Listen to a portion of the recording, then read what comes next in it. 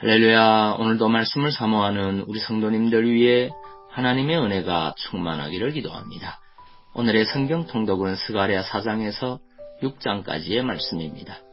오늘은 스가랴 5장의 말씀을 통하여 하나님의 은총이 없다면 우리는 구원을 기대할 수조차 없습니다 라는 말씀으로 은혜를 나누겠습니다.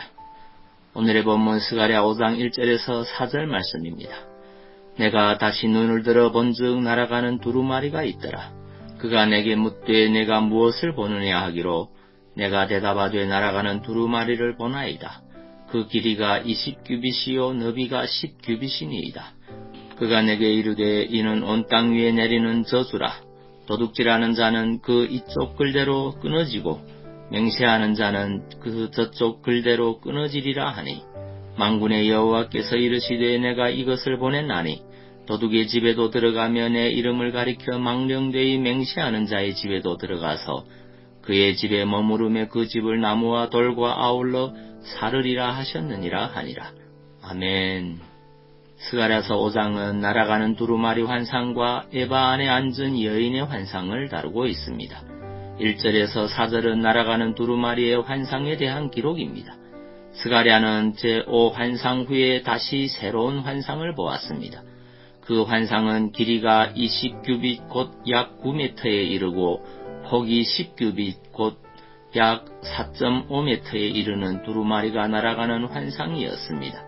이 두루마리의 크기는 성전 낭실의 크기와 같은 것으로 매우 큰 것이었습니다. 그런데 이처럼 스가랴가 환상 속에서 본 두루마리는 단순한 두루마리가 아니라 온 땅에 내리는 저주의 두루마리였습니다.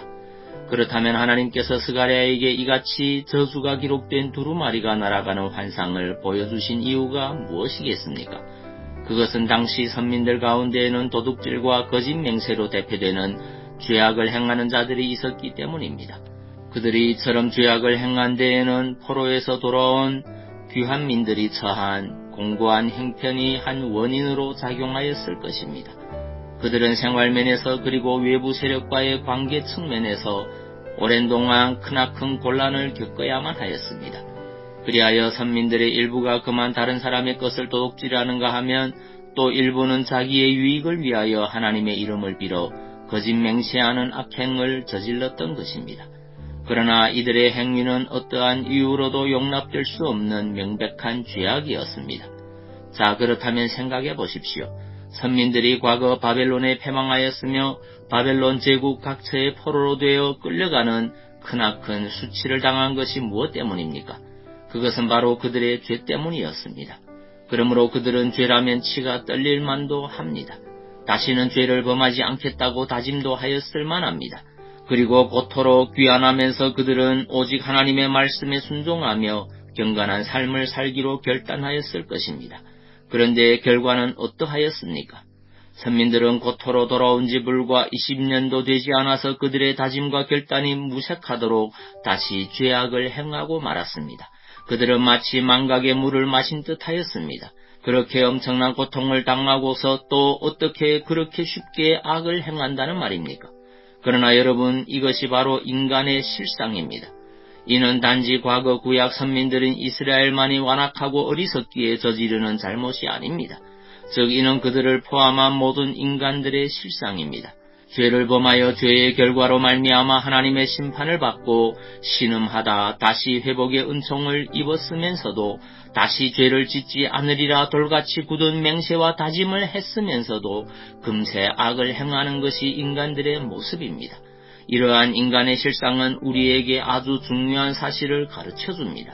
그것은 바로 인간은 하나님의 무조건적 은총이 아니고는 절대 구원에 이를 수 없다는 것입니다.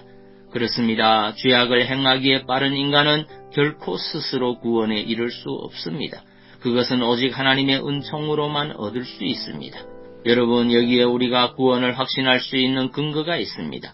실로 우리는 죄성을 지닌 존재로 매 순간 죄의 유혹에 노출되어 있고 유혹을 받는 즉시 걸려 넘어져 범죄를 저지르며 실족할 수밖에 없습니다. 그러나 하나님은 우리의 행위가 아닌 당신의 영원한 작정과 선택에 의한 무조건적 은총으로 우리를 구원하십니다. 그렇기에 우리의 구원은 흔들리지 않으며 또한 절대적인 것입니다. 실로 은혜로 말미암아 우리는 구원을 얻었고 은혜를 인하여 구원을 끝까지 지킬 수 있는 것입니다. 여러분은 이를 제삼각성하며 오직 은총으로 우리를 구원하시는 하나님의 은혜에 감사하며 언제 어디서든 그 은혜 안에 거하시기 바랍니다. 에베소서 2장 4절 5절 말씀입니다. 긍휼이 풍성하신 하나님이 우리를 사랑하신 그 큰 사랑을 인하여 허물로 죽은 우리를 그리스도와 함께 살리셨고 너희는 은혜로 구원을 받은 것이라.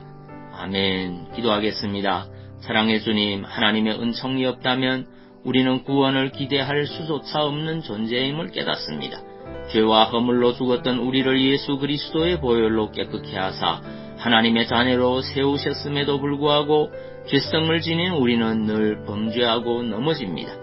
그럼에도 하나님은 변함없는 사랑으로 우리를 회개케 하시고 주의 자녀로 살아가게 인도하시니 진심으로 감사드립니다.